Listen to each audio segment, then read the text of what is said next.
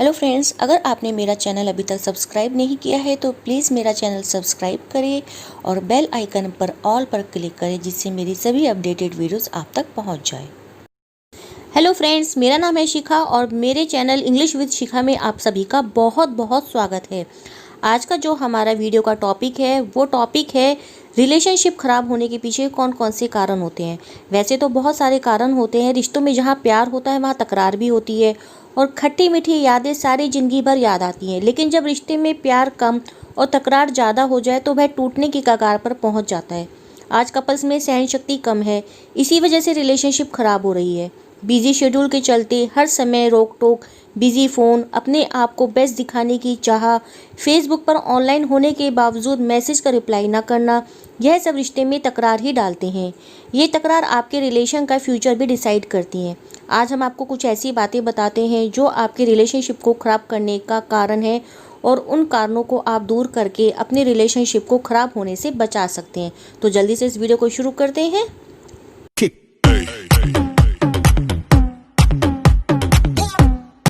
Relationship में दो लोग आपस में एक दूसरे से इतना जुड़ जाते हैं कि अलग होना मुश्किल हो जाता है।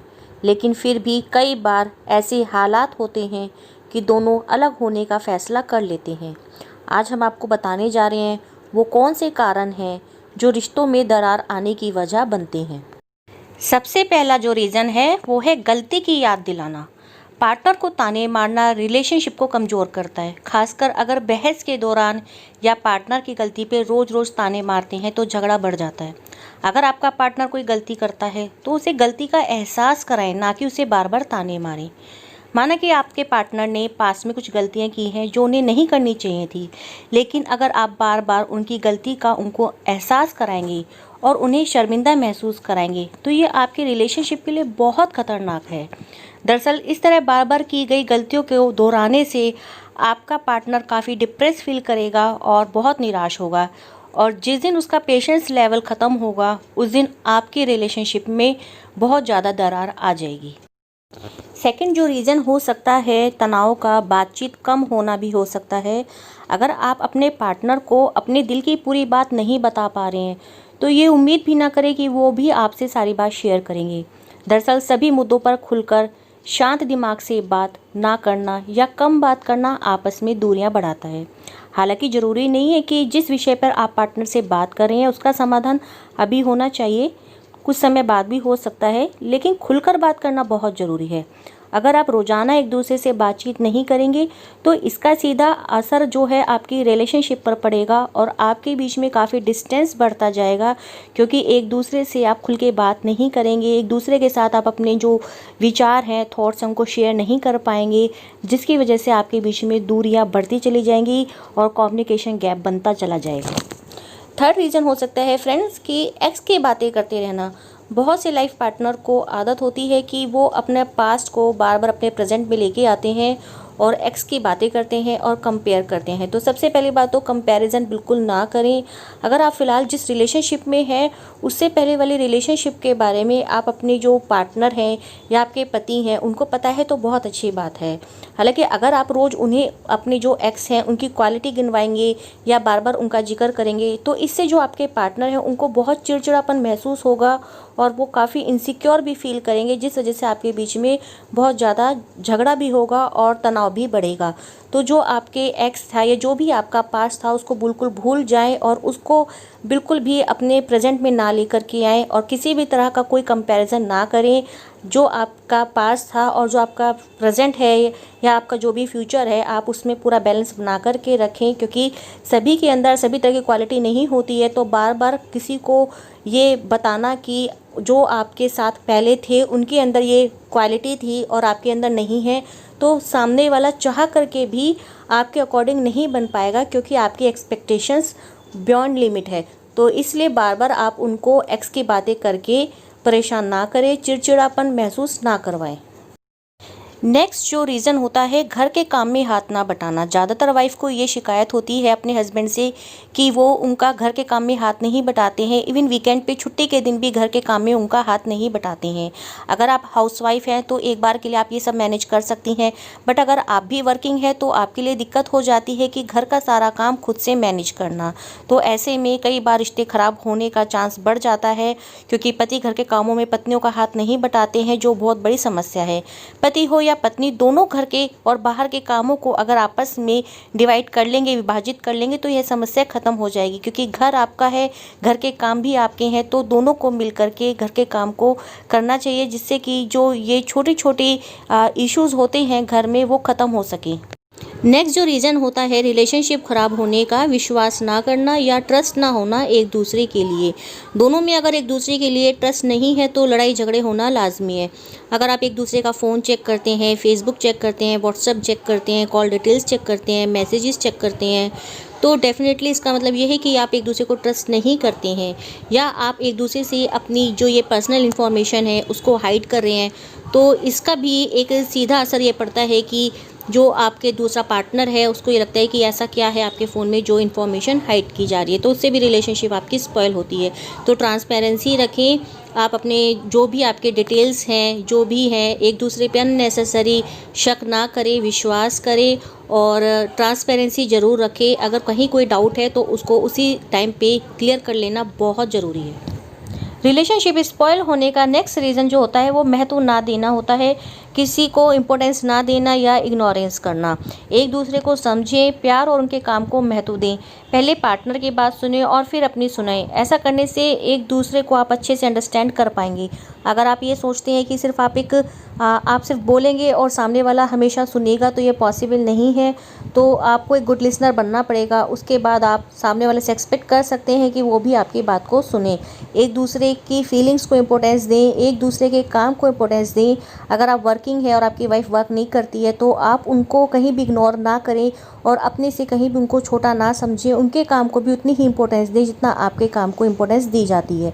साथ के साथ अगर आप ये सोचते हैं कि आपकी वाइफ आपको पॉजिटिव रिस्पॉन्स करे, हर बात में आपकी हाँ कहे, तो वो भी कुछ एक्सपेक्ट करती है आपसे कि आप भी उनकी बातों को उसी तरह से सुने जैसे वो आपकी बात को सुनती है।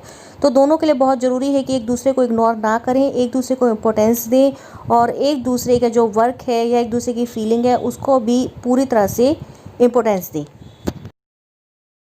ज़्यादातर जो रिलेशनशिप होती है ईगो की वजह से भी ख़राब होती है, कि आपको ये लगता है कि अगर आप सॉरी कहेंगे तो कहीं आप सॉरी कह देने से सामने वाले की नज़र में छोटे ना हो जाएं। उस वजह से भी कई बार रिलेशनशिप बहुत ज़्यादा ख़राब हो जाती है। गलती होने पे माफ़ी ज़रूर मांगनी चाहिए। सॉरी कहना कोई बुरी बात नहीं है और माफ़ करना भी मुश्किल काम नहीं है। साथ ही माफ़ी मांगने से आगे झगड़ा नहीं बढ़ता है और माफ़ी मांगने में कोई कंजूसी नहीं करनी चाहिए। अगर आपको लगता है आपकी गलती है तो आप उस गलती को रियलाइज़ करके सॉरी बोले। इससे सामने वाले की नज़र में आपकी रिस्पेक्ट भी बढ़ेगी और उनको ये भी लगेगा कि आपने फील किया कि आप कहाँ गलत थे और आपने उस गलती को रियलाइज़ किया। तो माफ़ी मांगना ज़रूरी होता है, हर रिलेशनशिप में ज़रूरी होता है। सॉरी कह देने से अगर बात ख़त्म होती है तो वो सॉरी बहुत ज़रूरी हो जाता है बोलना। नेक्स्ट रीज़न होता है आपका जो रिलेशनशिप को ख़राब करता है, गुस्सा।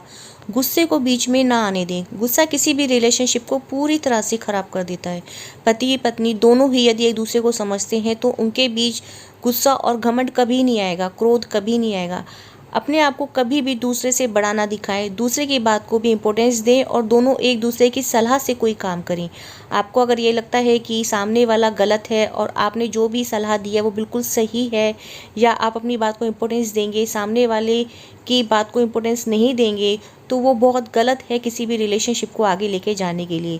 तो गुस्से को बीच में ना आने दें, घमंड को बीच में ना आने दें, किसी तरह का कोई ईगो आप बीच में ना लाएं, एक दूसरे के आगे अपने आप को बड़ा ना दिखाएं और एक दूसरे की बात को पूरी इम्पोर्टेंस दें। साथ में कोई भी अगर आप डिसीजन ले रहे हैं तो उसमें एक दूसरे का सलाह लेना, परामर्श लेना बहुत ज़रूरी है। रिलेशनशिप ब्रेकअप होने का नेक्स्ट रीज़न होता है प्यार जाहिर ना करना, लव को एक्सप्रेस ना करना। शादीशुदा कपल्स की सबसे बड़ी कमी होती है कि वह प्यार और लगाव को लेकर अपने इमोशंस जाहिर करना बंद कर देते हैं। ऐसा इसलिए क्योंकि उनका मानना होता है कि इतने साल बाद भी ऐसा करने की ज़रूरत नहीं है, एक फॉर्मेलिटी लगेगी, सबकी नज़र में बहुत ज़्यादा दिखावा लगेगा।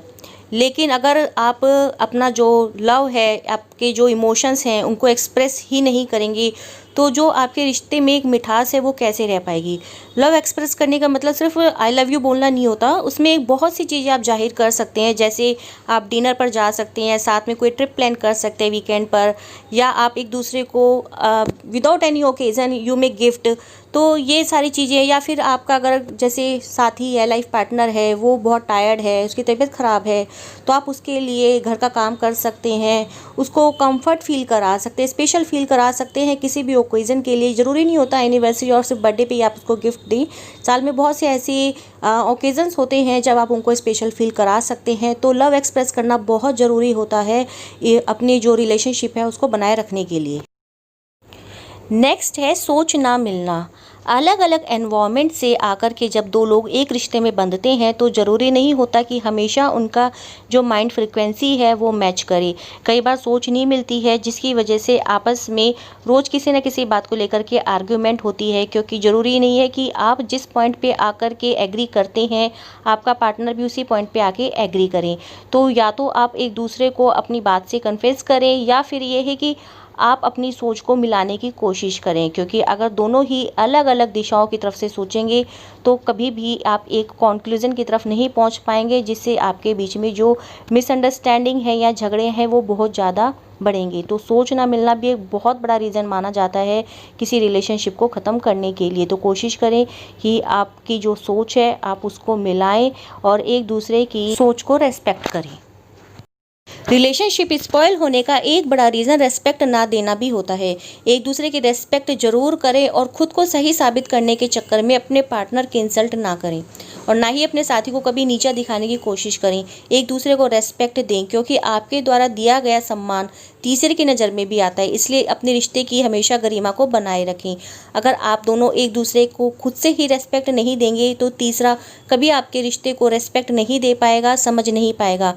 अगर आप एक दूसरे को ह्यूमिलेट करते हैं, सोशल गैदरिंग के सामने करते हैं, या फिर एक दूसरे को नीचा दिखाने की कोशिश करते हैं, तो ये आपके रिश्ते पर बहुत बड़ा बुरा असर डालती है। तो कोशिश करें कि आप एक दूसरे को रेस्पेक्ट दें, एक दूसरे की फीलिंग्स को रेस्पेक्ट दें।